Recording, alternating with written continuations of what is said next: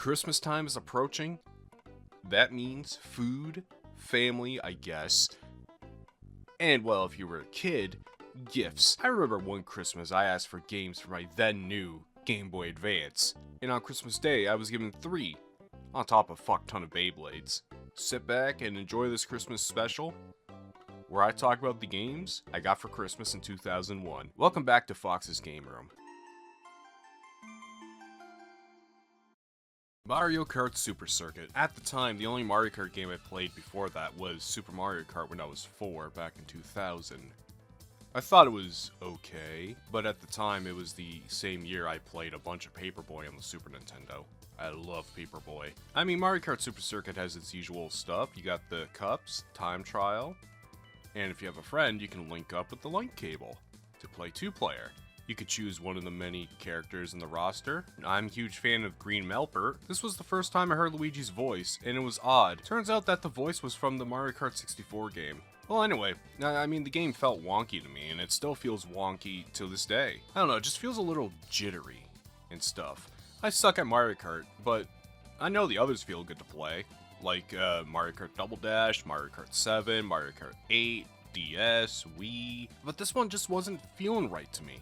But I do love how the game looks like it's just Super Mario Kart, but on the go. And I mean, it's not one of my favorite Mario Karts, but sometimes I will just go back to it.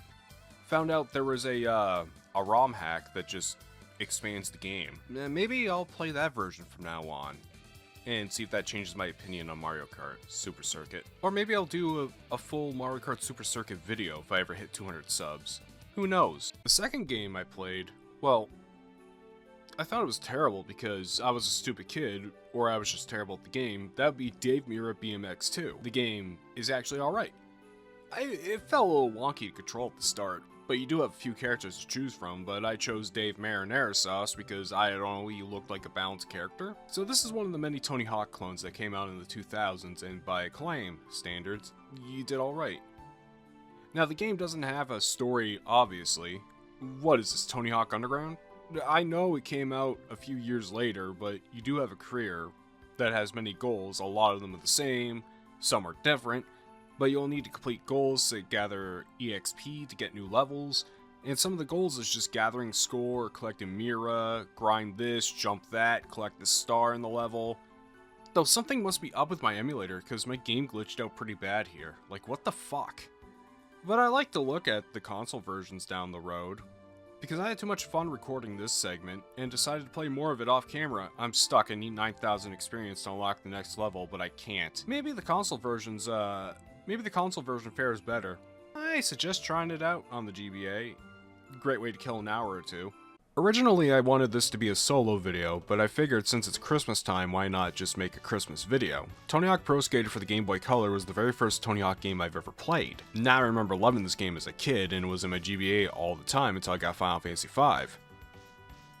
Developed by Natsume, the same Natsume that made Harvest Moon, Tony Hawk is a mix of a half-pipe minigame and a top-view racing game. You have the roster from the PS1, N64, and Dreamcast game. I chose Bob Burnquist because he looks like he clogged a toilet at Chili's and didn't flush it. And while the music isn't that bad, it ain't no Jerry was a race car driver.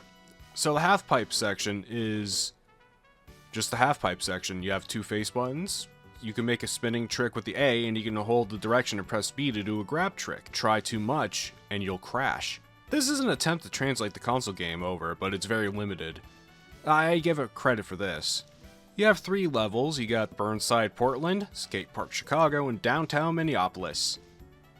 Gather as many points as you can in a minute. Honestly, I enjoyed the half-pipe segment more than the race segment of the game. Well, I say race segment, but the next modes is race and tournament. It really doesn't matter which one you choose. Race is just practice with an AI and opponent. And race is the same mode, but this time you gather points. You can hop off ramps, press a button, you'll do a trick. You can grind on rails, and that's not the only way you can gather points. There's videotapes everywhere. But also your position in the race when you cross the finish line helps with your points too. I managed to get 2nd place in both runs, but at least it points to me which Burnquist is my Burnquist because I totally couldn't tell which one's the same fucking Bob because they all look the same. And every time you finish a level, you get a password. Like, what the fuck, no battery backup save? This is the 2000s, guys! Fucking Fazanadu long-ass passwords. Now, I guess my feelings for the game still hold still. This is a very good game.